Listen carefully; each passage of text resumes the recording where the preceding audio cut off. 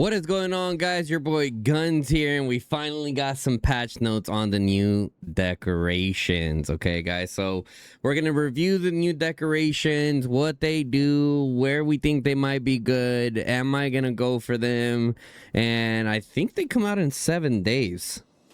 I think. Don't quote me on that, but I think they come out in 7 days.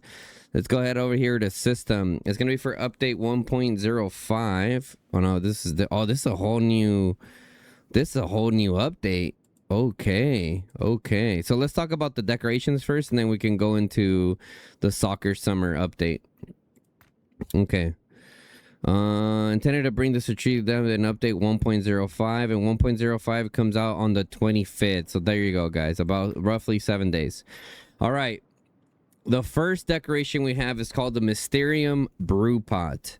It tells you the combat style there. Opportunist. So this style favors picking the right moment to strike, but is less powerful in open battle. Okay, and here are the attributes, basic attributes. Rage accumulation plus 5%, normal attack damage plus 8%, normal attack damage taken plus 3%. Okay. Normal attack damage dealt, normal attack damage taken. Okay. Additional effects: PvP legions deal 4% more damage and take 4% less damage when hit with a normal attack. The legion loses this buff and takes 4% more damage. I mean, as soon as you get hit, you lose the buff and then you take more damage. You know what I mean? So like, you have to be very ratty, aka why it says in the combat style opportunist. I'll probably mages. I would say mages and archers in this situation, but I mean, if you play archers how they're supposed to be played, like you're getting hit a lot of the time. So I don't know. I don't think I would run this with anything, to be honest.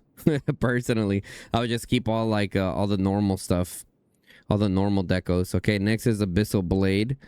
Combat style is attack. This style favors dealing heavy damage within a short space of time, so like calves and maybe some infantry, but it's less good at dealing continuous damage. Basic attribute: skill damage dealt 3%, defense spend 8%, legion HP 3%. Okay. Additional effects: the first time a PvP legion launches a normal attack after entering battle, it deals 6% more damage for 5 seconds. After 5 seconds have passed, it deals 3% less damage until the end of battle.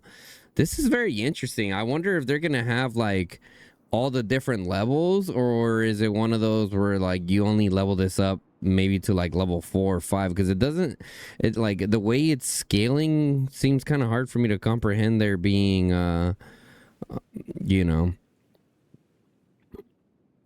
different levels of it. All right. Yeah, so with that one I would definitely say calves. If you're going around hunting with calves, it could be absolutely crazy. But it's only saying how many for the first what?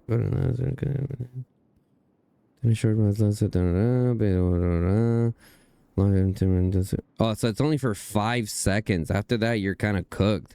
So I mean, yeah, hunting with calves, but you probably end up battling other calves.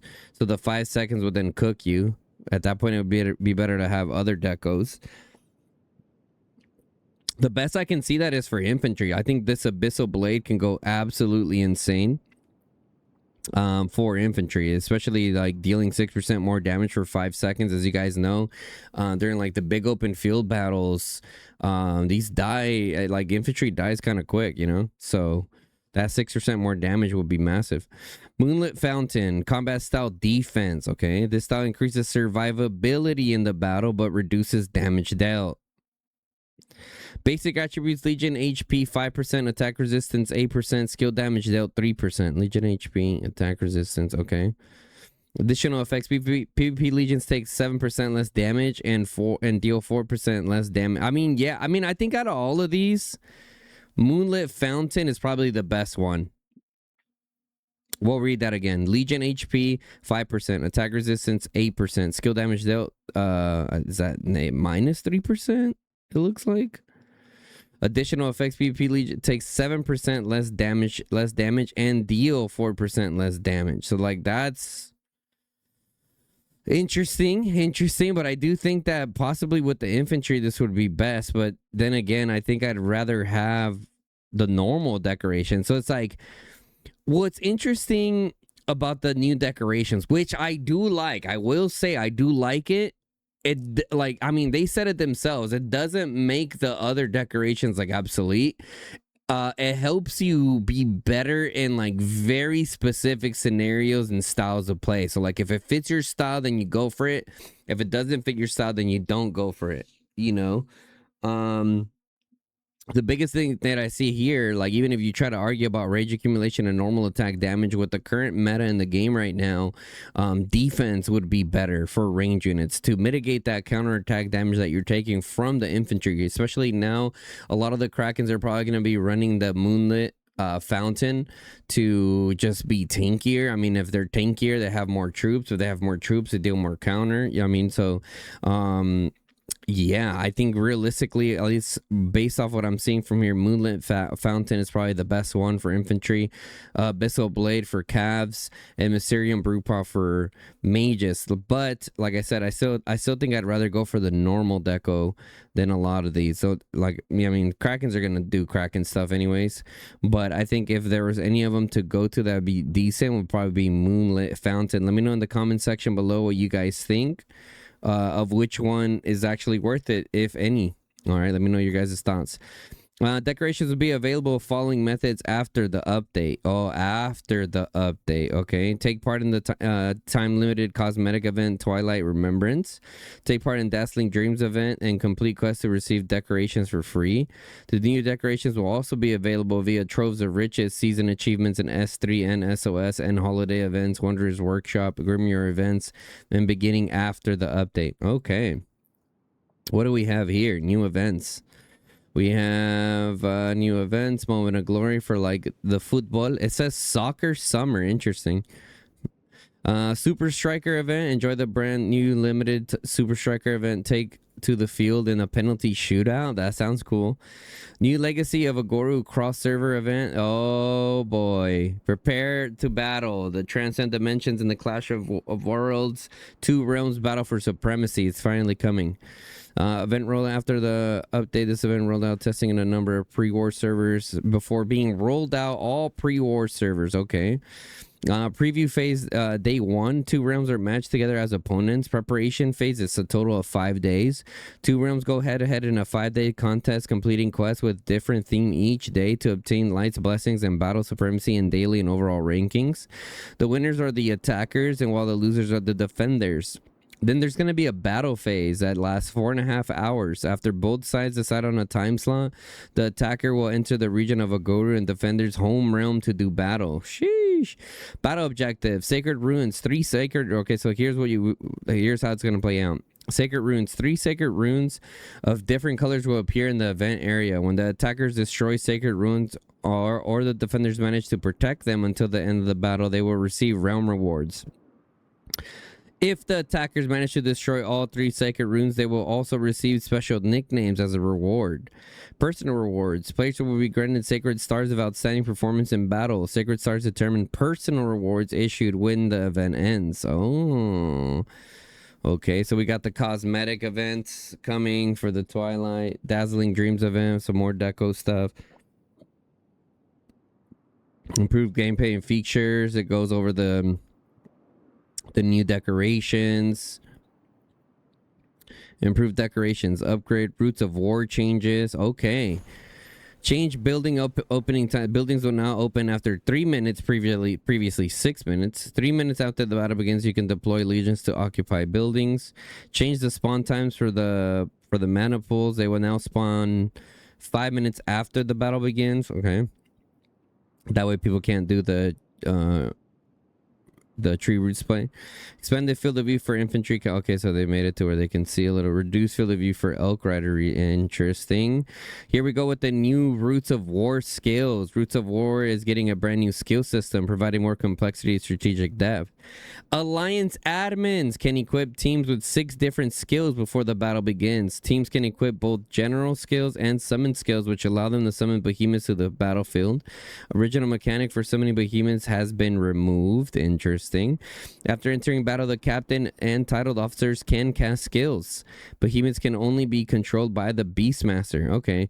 So for those of you guys that played Rise of Kingdoms, the way it works is, you know, it shows that you get 6 different skills. You usually get like a pool of, I mean, who knows how many skills they can have. It could be like 10, 15, 20 different skills that you can choose from. And then based off, you would choose certain skills based off like your strategy and how you guys play. Okay, so eventually it's gonna be the meta 6 skills, right? Eventually. But I'm excited to see like the different combinations there, to see like, you know, the strategic depth that can go into actual roots of war with this, because definitely in Rise of Kingdoms, watching their tournament over there, when officers decide to post or use the skills, usually can lead towards victory or defeat, depending on how good or bad the decision is made of when to use them. Improve server hotspots. Okay. Increase city road limits. Excuse me. Season system improvements. Season of Strive 2 improvements. Okay. This is like some more realm classification stuff. Players can now deploy up to 3 legions to the runic ancestor. And oh, nice. Up from 1. Okay. Season timing changes has changed from 42 days to 38 days. Okay, and major passes will now open on weekends. Interesting.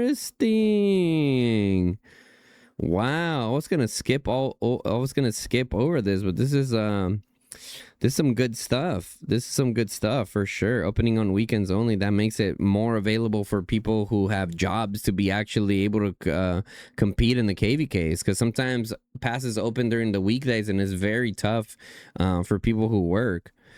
Following update, the Brink of War event SO2 will last 4 days. Thank God. Previously 6 days. Awesome. Times Legacy changes. Times Legacy SO2 will last for 45 days.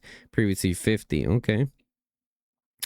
Glory Star Covenant. New Glory Star allocation feature will be available in non-camp based season server beginning. The High Kings of the Realm Brink First Brink of War become governors of each affiliated region.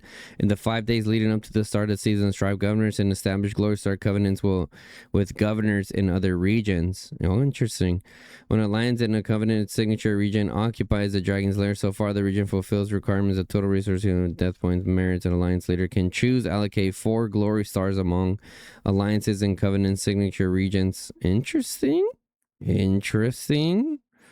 Let me know what you guys think about that. Glory rating rule changes. Glory rate score tracking will cease. Oh, wait, hold up.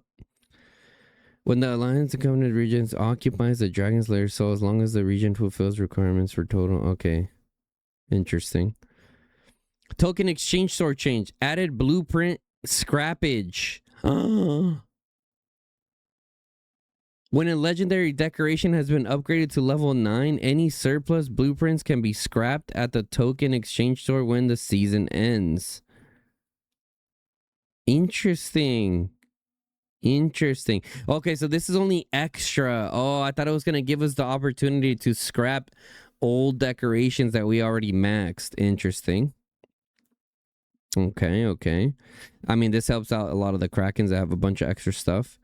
Added mana items. You can now purchase large amounts of mana items at the token exchange store when the season ends. Oh my God. Like, what is large amounts, bro? Artifacts for Guardian Shield and Dew Bracers will be added to Season Compendium following the update. Okay. Improve Leave Alliance notifications. Combat experience improvements.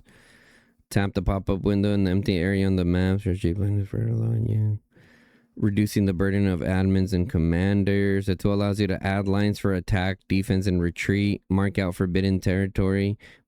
Oh, that's cool. So you'd be able to communicate better with players that can't join VC and all that. And I mean, there's a lot of kingdoms out there that don't have war leaders. I know it's very normal for us that have been playing at the top level to have war leads, but there's plenty of kingdoms out there that only lead through markers and in-game chat. So that's really cool. New talent configuration feature, allowing you to swap between multiple talent configurations. That's cool. Oh, allowing you to see all the buffs you receive from your talents. Improve calculations for talent pick rates. That's cool. Hero skill fixes. Oh my god. Fix an issue where Thunderland Sky Fury and Thunder's Onslaught skills would not receive a damage buff from Kantaman's Ebb and Flow skill. Interesting. Fix an issue with numbness obtained via Thunderland Sky Fury skill would not trigger Kantaman's armor. Okay. So they pretty much made it to where like Thunderland and Kantaman could be better together. Interesting.